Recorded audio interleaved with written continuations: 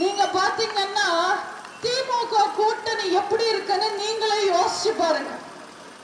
திமுக கூட்டணியில இப்போ ஒரு மானஸ்தன் சேர்ந்திருக்க கமல்ஹாசன், ரொம்ப ரோசக்காரர். பொதுவா சீப்பான விலை கம்மியான துணியை வாங்கினா அது தண்ணியில பட்டுடுச்சுன்னா சாயம் போகும். ஆனா தண்ணியே படாம சாயம் போறவர் கமல்ஹாசன்.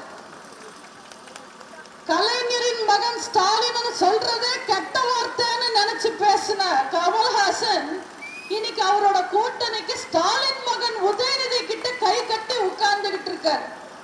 அவர் கூட்டணி பேச்சுவார்த்தை முடிச்சிட்டு வெளியில வந்த உடனே அவரோட கட்சிக்காரங்க கேட்டாங்களா, என்ன சார் நம்ம நிலைமைன்னு, நம்மள டார்ச் லைட்லயே நிக்க சொன்னாங்கன்னு சொன்னாரு.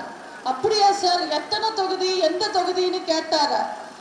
தொகுதியில இல்லப்பா, கையில டார்ச் லைட்டை புடிச்சுக்கிட்டு நிக்க சொன்னாங்கன்னு சொன்னாரு. இந்த அளவுல ஒரு கட்சி ஆரம்பிக்கும் போது டார்ச் லைட்டை வீசி டிவி எல்லாம் உடைச்சு திமுகவை எதிர்த்து ஆரம்பிச்சார்.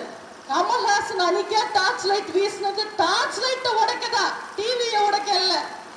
யாரோ ஒரு மானஸ்த உண்மையான நண்பர் போய் நேர்மையா கேட்டிருக்காங்க கமல்ஹாசன், என்ன சார் டிவி எல்லாம் உடைச்சிட்டீங்க, திமுகவை எதிர்த்தீங்க, இன்னைக்கு அதே திமுக கூட கூட்டணி வச்சிருக்கீங்களே, இது நல்லா இருக்கான்னு கேட்டாரு.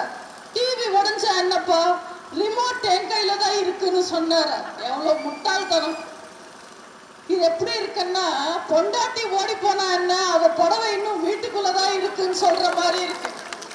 இவங்கெல்லாம் எந்த அறிவை நம்பி அரசியலுக்கு வந்து அரசியல் பண்றாங்கன்னு தெரியல. செய்திகளை உடனுக்குடனும் துல்லியமாகவும் தெரிந்து கொள்ள சப்ஸ்கிரைப் பண்ணுங்க.